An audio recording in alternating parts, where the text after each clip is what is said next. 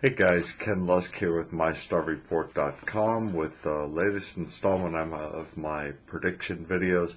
Hope you guys enjoyed the Chiron series, part 1, 2, and 3 that I did last time.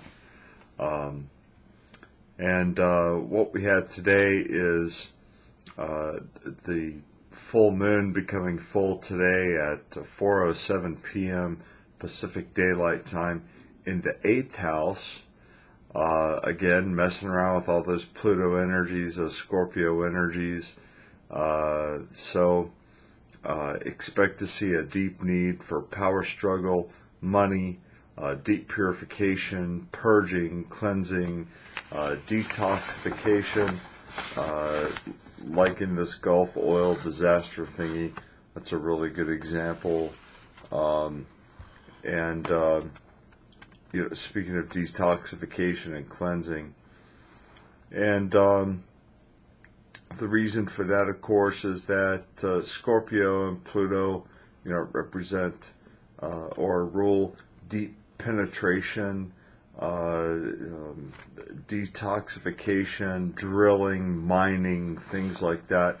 And right now, Pluto is square with the 11th house, where we see Pisces right now. Pisces, of course, ruled by Neptune. Neptune rules the seas, the oceans. So big problems there.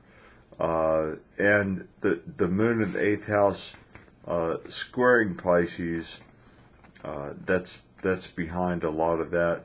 We might normally expect to see Jupiter provide some protection there, since Jupiter's in the 11th house right now, but Jupiter's opposed by Saturn right now, creating difficulty for Jupiter.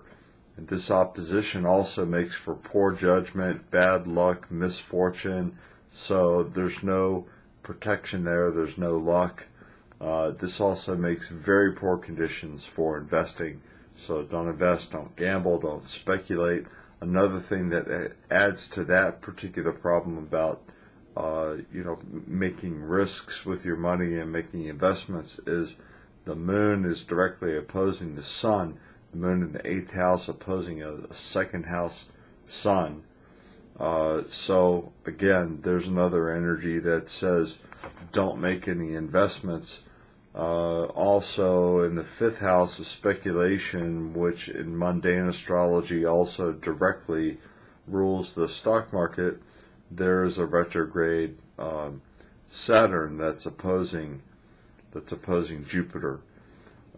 So again, investments are not really cool right now. I'm going to talk more about those energies too. We've got Saturn retrograde in the 5th house, which is adding a gravitational tug and compounding all of that energy.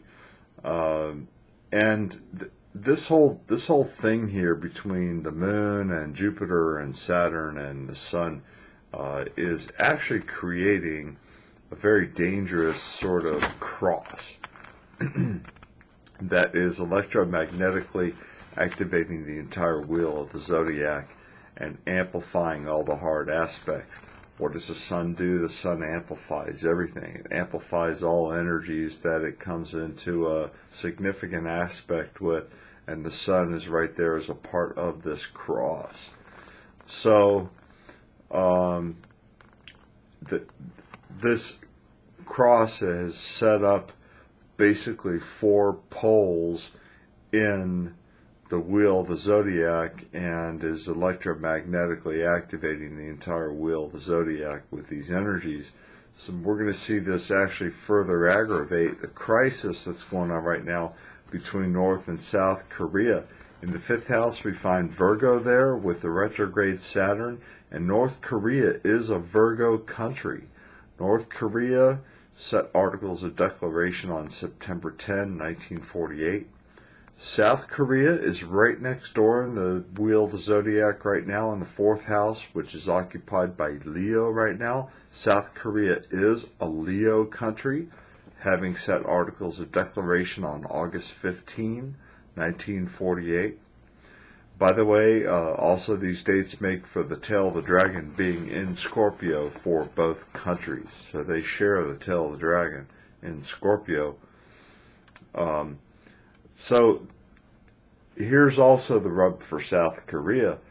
Mars is in Leo right now, in the 4th house, opposing Neptune in the 10th.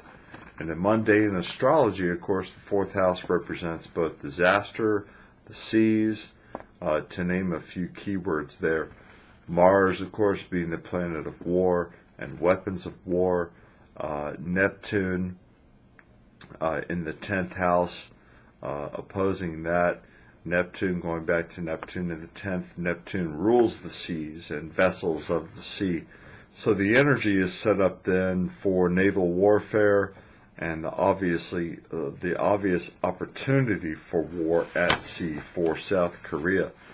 So altogether we have the wheel of the zodiac activated by this cross of prevailing energy, dictating poor judgment, deep need to exhibit power for many reasons and in every conceivable way. So keep that in mind, consider that.